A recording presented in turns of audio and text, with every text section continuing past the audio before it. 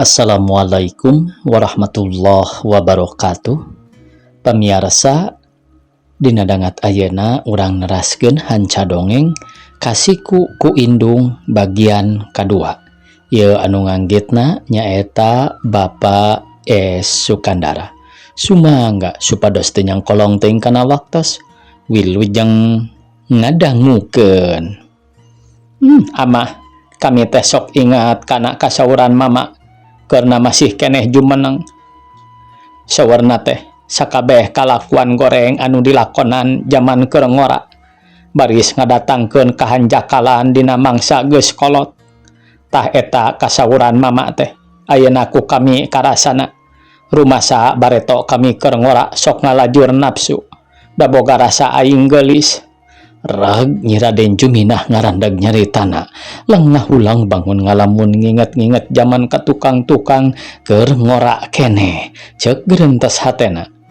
Kang Samsi, hapunten abdi teh rumaos dosa kapungkur mah teu karasa dosa ku abdi teh tapi ayeuna karasa sareng rumasa abdi tos nganyeri ka Kang Samsi. Ayeuna abdi dinyenyeri ku salaki. Duh Gusti, hapunten kalapatan abdi, kitu cek garentes hatena Nyi Raden Juminah anu teu dikedalkeun.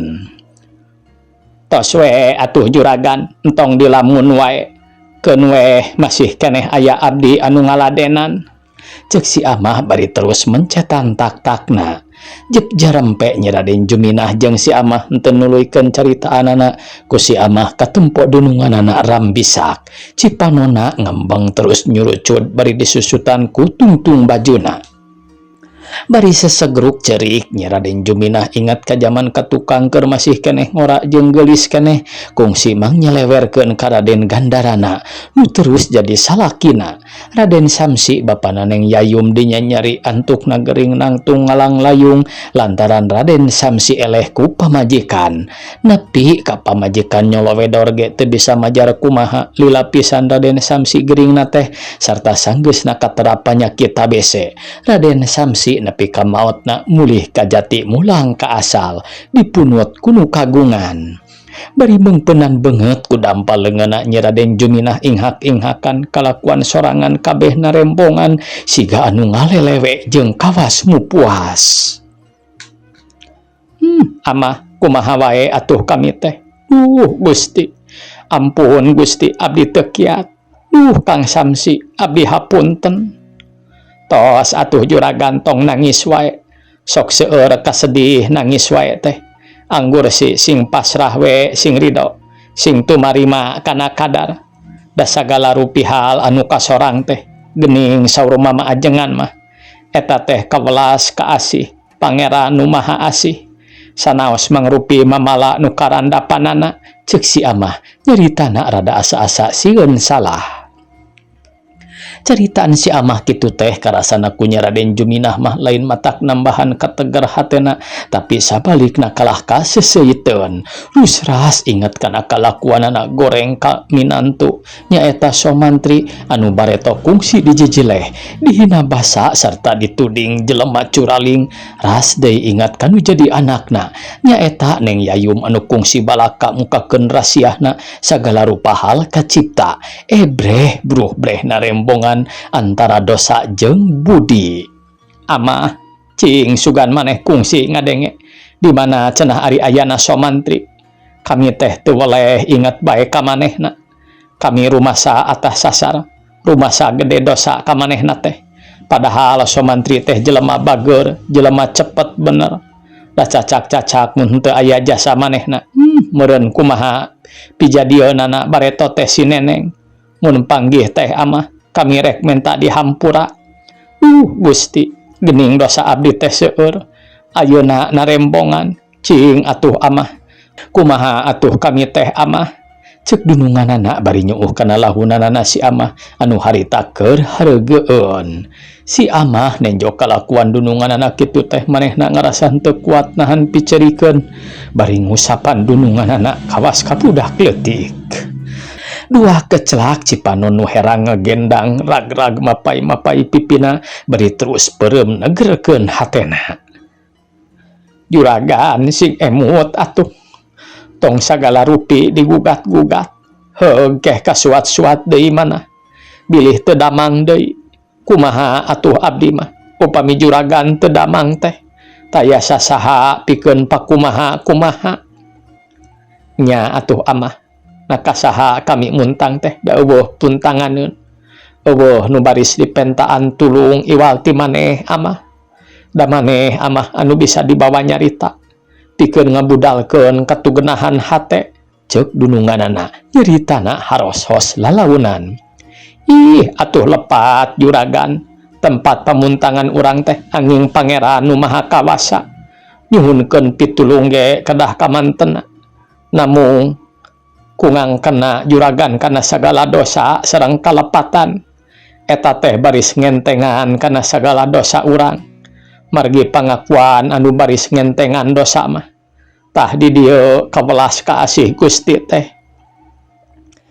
Amah mun eueuh maneh mah geus kumaha meureun kami teh. Moal aya nu neger-neger kana hate. Amah, caritaan maneh teh kabeh ge kadenge ku kami. Bener amah, bener eta carita. Da karasana kana hate kami ge jadi ubar. Tah upami kitu mah nembe dunungan abdi sing sabar sing soleh da sagala rupi ge moal tiasa diletak deui. Anggur sikapayun sing ati-ati sing tiasa ngarobi sagala rupi anu matak teu raos ka batur, malah kedah dianggo untung nu atos-atos teh. Ceuk si amah beri mencrong kana beungeut dununganana anu karek cengkat tina lahunanana bari gigisik. Ti harita Raden Juminah henteu ngulubut marungkawut teuing aya kaberaganana budina rada brai-brayan marah mai henteu pati nguyung. Malah ayeuna masok daek luntang lantung kaburuan atawa unjang-anjang ka tetangga anu dareukeut jeung kabaraya-barayana. Ku kitu teh si amah kacida atoheunana lantaran dununganana geus berag-berag jeung janglar hatena. Atuh manehna oge henteu pati ripuh teuing ngaladenanana teh. Da dununganana sok daek kaprak-kaprak mantu-mantu pagawean di dapur atawa sok ngepele jeung sasapu. Anehna dina perasaan Nyi Raden Juminah mandangna ka si amah teh geus lain bujang lain lanjang deui, tapi asa kadulur repet ku hinis lantaran nya si amah anu wani mamatahan kadununganana nepi ka kitu mah. Memang seperti soal hirup jeung paeh aya dina kakawasaan kersa nu maha kawasa nu ngerasakeunana. Kitu deui nasib jelema anu tadina ngarasa leuwih luhur ti batur, ngarasa teu boga dosa ka sasama manusa, tapi sawaktu-waktu bakal ngarasa leuwih andap leuwih hina ku ayana pangakuan jeung karumasaan insap kana dosana. Dina hiji mangsa anu rineh kana hatena Nyi Raden Juminah ngajakan ka si amah ngalantung pasosore. Maksudna mah rek ngabangbrangkeun pikiranana da geus aya tauna henteu nyaho kaayaan di puseur kota, lalempang udar idarah henteu puguh anu dimaksud atawa anu diteangan. Anu tadina ngarasa sundak pedah aya bae di imah lantaran tara lunta, harita mah karasa ku Nyi Raden Juminah meni asa blung-blang dunya teh lelega. Meneran pisan hareupeun kantor sipatahunan di jalan dalam kaum Bandung gok pasangrok jeung somantri urut minantuna. Atuh puguh we itu ieu pada ngarandeg ngajarenghok ting raregog karageteun sarta terus paplong-pelong silih ukur budi. Malah saharita keneh ka tembong roman Nyi Raden Juminah marah mai bear jeung terus nanya ka somantri, "Aeh geuning maman, bagea man sareng saha maman teh?" Cik Nyi Raden Juminah panona mencrong ka somantri sarta ngareret ka baturna, "Oh, aturan Bu, kumaha damang ibu teh?" Walon somantri malik nanya, "Ayeuna mah cager man ibu teh, ari ieu saha?" "Rerencangan Bu, Ahdi." Walon somantri bari solongkrong sasalaman. Somantri najan bari hatena deg-degan oge tapi kulantaran dibawa bear someah ku urut mitohana, harita manehna teu asa-asa deui nembongkeun di kabungahan hatena teh. "Man, kacida atohna ibu panggih jeung maman teh?" Nyi Raden Juminah hatena ngarakacak bibirna mani ngaleper usras inget kanu jadi anakna Neng Yayum anu geus tahun-tahun tetepung. Henteu apa raratanana di mana ayana. "Man, ibu teh aya picaritaeun tapi tong di dieu era ku batur urang ka ditu we ayeuna Katagallega, ceuk Nyi Raden Juminah mencerong. Lah ararisin teuing Bu, abdi ka ditu teh walon somantri tungkul. Nah isin kunaon dadi ibu mah teu aya sasaha ngan kadua amah. Plong bae hatena somantri ngemplong da tadi nama pangna nolak teh sok sieun patepung jeung Neng Yayung popotonganana atawa aya nu matak pikaeraeun. Mangga atuh Bu, walon somantri bari ngenyang baturna. Celak urut mitohana kana beca dituturkeun ku beca anu ditumpakan ku Sumantri jeung Ahdi maju ka kidulkeun. Teu kungsi lila reg beca eureun bus Nyi Raden Juminah ka jero imahna bari ngajak Somantri jeung Ahdi. Der bae Nyi Raden Juminah Somantri jeung Ahdi ngalobrol di kasonoan pedah geus lawas teu patepung. Somantri hatena ngarasa kaget lantaran nu tadi nama waktu manehna nyingkah ti imah mitohana teh paparabotanana estuning euyeup lengkap ari ayeuna bet karosong. Korsi nu aya geges butut ku Somantri harita kagambarkeun kumaha ripuhna hirup urut mitohana sabada baruntak jeung salaki katut anakna. Man ulah kurang-kurang hampura ka ibunya. Ibu teh rumasa loba dosa ka maman, rumasa ibu atas sasar jeung goreng carek. Ibu ge ngaku kana jasa-jasa maman, da cacak harita mun teu aya jasa maman mah kumaha meureun kulawarga ibu teh. Ibu kakarat terang sanggeusna kaayaan rumah tangga ancur awut-awutan lantaran ibu tadina negdreug bae henteu nganggap kana kahadean batur. Dalah si neneng pisan ku ibu teu dianggap caritaanana. Ayeuna si neneng kabur geus taun-taun ibu teu tepung. Eta ge kabeh jadi kasalahan ibu. Keun weh ari salaki mah da geus jadi biasa sok pepegatan. Tapi man da si neneng mah anak. Ibu teh teu weleh-weleh we ingat ka anak anu ngan hiji-hijina. Ceuk Nyi Raden Juminah bari rampisak cipanona nyalangkrung ngembang. Somantri teu bisa buru-buru ngajawab da hatena mentegeg loba kaingat sarta manehna ngahuleung bangun jauh paninengan. Kakara manehna ingat sanggeus sukuna disepak ku Ahdi. Sawangsulna abdi Bu, mugi ibu kersa ngahapunten samudaya kalepatan. Ulun Somantri rada asa-asa nyaritana rugreg. Man ibu teh kacida ngahampurana mun teh amah maman aya kasalahan ka ibu, tapi da ari rarasaan ibu mah ibu anu kudu dihampura teh ku maman. Jeung deui sanajan maman pondok jodoh jeung si neneng, ari kahayang ibu mah maman tong miceun ka dieu teh. Ibu percaya kana kahadean hate maman, sakalian ibu rek menta tulung. Upama maman tepung jeung si neneng, bejakeun kitu ibu hayang panggih. Da kumaha atuh geuning ibu teh teu weleh inget wae.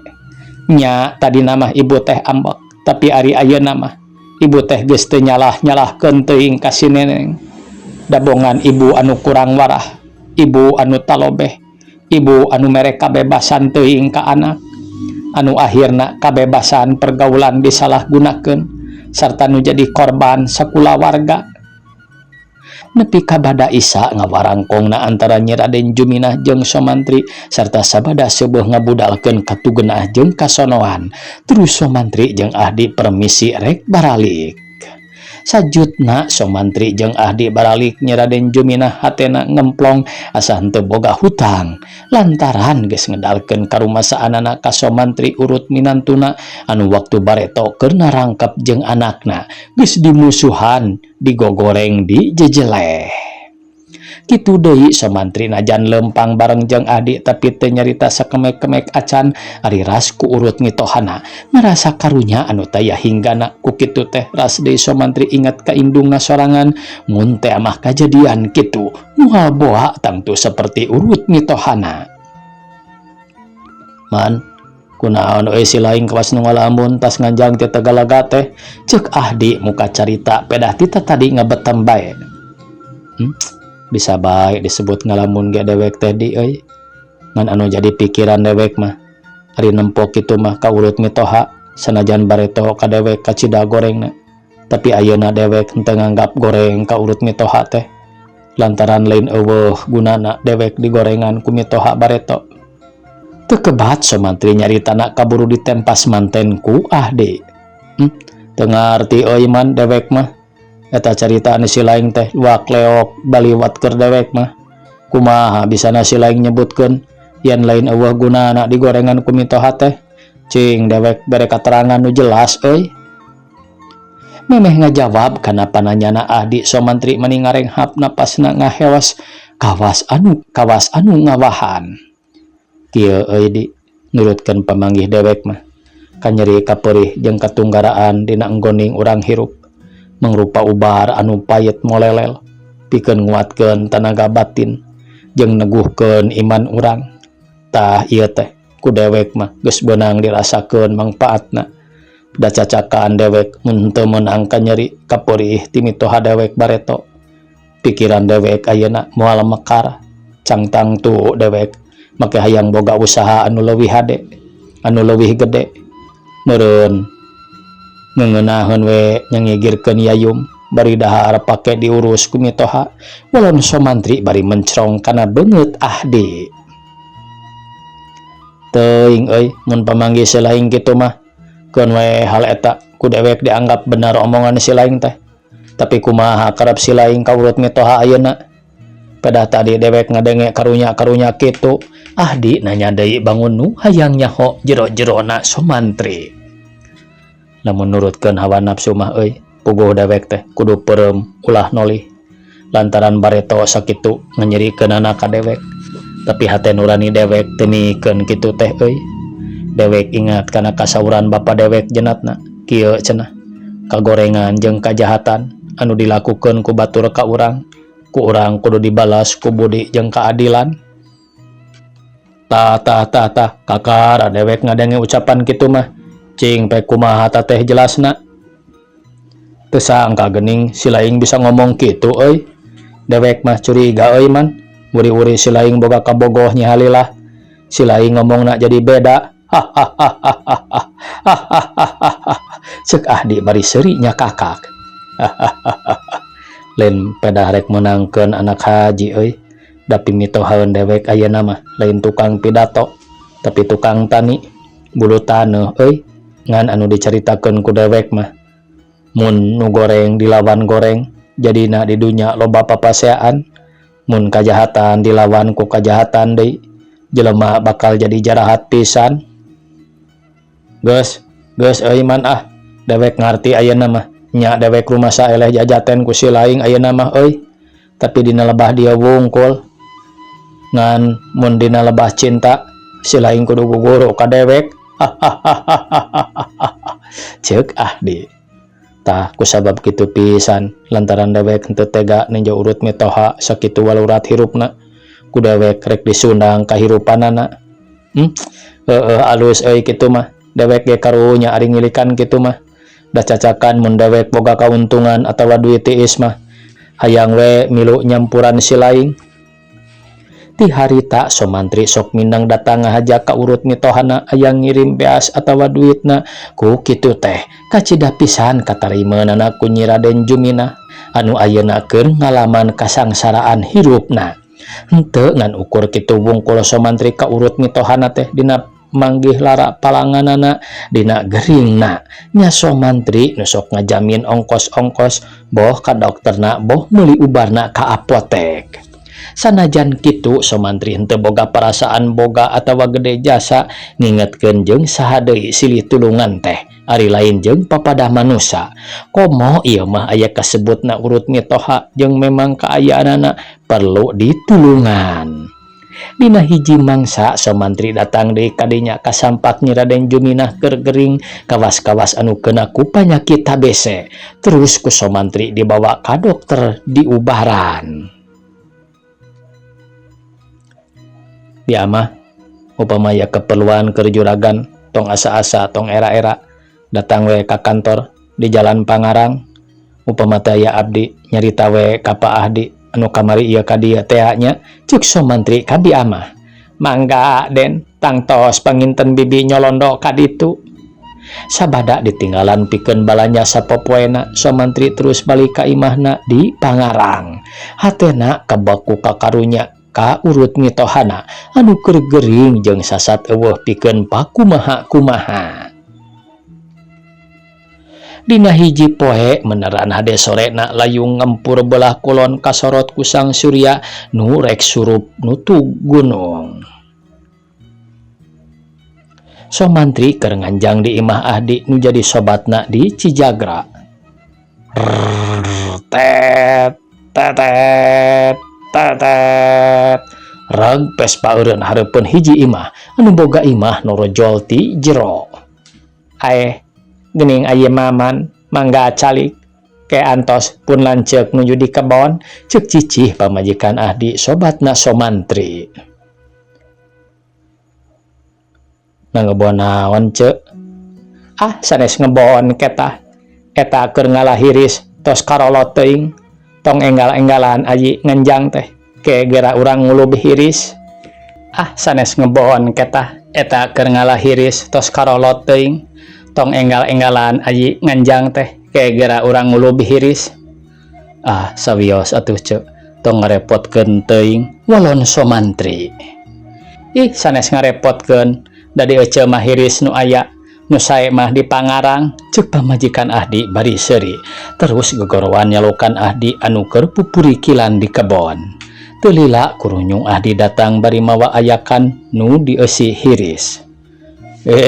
Geuning selaing ka dieu euy man sisinarieun teuing dewek masok rarewas ari di anjangan kudunungan teh ceuk Ahdi bari gek diuk dina kursi parendeng jeung pamajikanana. Lah tong sok nyebut-nyebut dunungan atuh ari di imah mah euy ceuk Somantri bari nyerengeh seuri. Cing nyi pangnyodorkeun ka meja jeung sarung moal nya nyang hareupan direktur bubulucunan kieu. Lewas pamajikan Ahdi ka kamarna nyokot ka meja jeung sarungna sok didikeun ka salakina. Geus kitu terus ka dapur rek naheureuh cai keur nyuguhan sema. Ari ngomong teh si laing mah sok rehe kitu. Naon make jeung nyebut dunungan-dunungan, nyebut direktur segala rupa. Nah dewek teh naonana si laing? Nya dewek teh sobat si laing man, tapi kudu ingat yen si laing teh direktur PT Jujur. Sedang apan dewek mah ngan ukur wakilna. Jadi lain dunungan ari kitu. Sanggeus sawatara jongjongan ngobrolkeun pausahaanana srog pamajikan Ahdi nyuguhan cikopi jeung kulub hiris ngebul keneh. Mangga atuh hayiman dan nu kitu ayana di dieu mah. Mangga ceuk walon Somantri bari terus ngaregot cikopi. Lain kitu man asa naon ieu teh? Aya naon ieu teh? Asa rareuwas dewek mah. Kieu euy mun si laing salse urang ulin ayeuna ka Seke Jati. Narek naon si laing ngajak dewek rek bobogohan. Meureun dewek teh nya dititah ngajak ngobrol jeung Pak Haji Mulya. Ari si laing rek jongjoan bobogohannya ceuk Ahdi bari nya kakak seuri sarta diengklokan ku pamajikanana atuh kei bae sareuri sarerea. Kieu euy anu matak si laing kudu milu teh. Si laing mah ngobrol jeung sakadang di hareup. Dewek rek ngobrol deui di dapur jeung manehna sabab dewek perlu nalek sakali deui. Nyalah dewek ge ngarti hayu atuh urang ayeuna weh ameh balikna teu peuting teuing. Cik nyi kadiekeun calana teh kudu ginding meureun rek nganteur nu bobogohan mah. Somantri jeung Ahdi sanggeusna beres babadamian beral miang kana pespa boncengan muru ka Seke Jati wetaneun Cijagra teu kungsi satengah jam. Somantri geus anjog kanu dijugjug. Punten di jero taya nu nembalan. Assalamualaikum ceuk Somantri. Si laing mah ongkoh punten ongkoh assalamualaikum ceuk Ahdi bari nyigeng jeung nyikikik seuri atuh Somantri ge milu nyerengeh seuri. Waalaikumsalam tembal ti jero bari brai panto muka.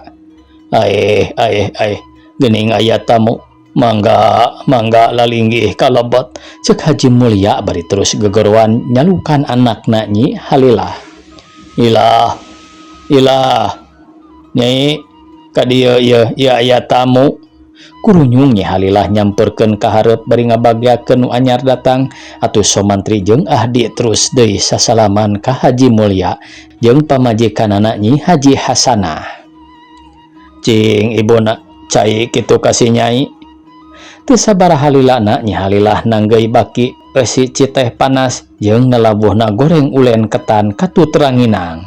Atuh deur bae ngalobrol Haji Mulya jeung ahdi ari nu dicaritakeunana bab nyawah jeung masalah gemuk nageri anu ayeuna hargana mahal sarta teu kabeli ku kaum tani leutik mah kajabati mahal hargana teh eta deui cenahku taya beulieun. Nya rencana tadi teh di jalan kalawan lancar ahdi mah ngobrol di hareup jeung Haji Mulya ari somantri mah guntreng di dapur jeung bebenena Nyi Halilah. Kang Maman, meni parantos lami teu angkat ka dieu, ceuk Nyi Halilah mimiti muka carita peda somantri ngabugog bae kawas neangan picaritaeun. Muhun akang teh seueur padamelan sareng tos nyanyabaan deui anu mawi lat sotenan ka dieu walon somantri. Jep deui jarempe itu ieu kawas anu beak picaritaeun somantri kawas nu ham-ham rek nuluykeun caritana teh da terus bae udud nepi ka sababaraha kali ganti nyot deui. Waktosna kabujeng see pamiarsa sakitu anu tiasa kapihatur. Wassalamualaikum warahmatullahi wabarakatuh.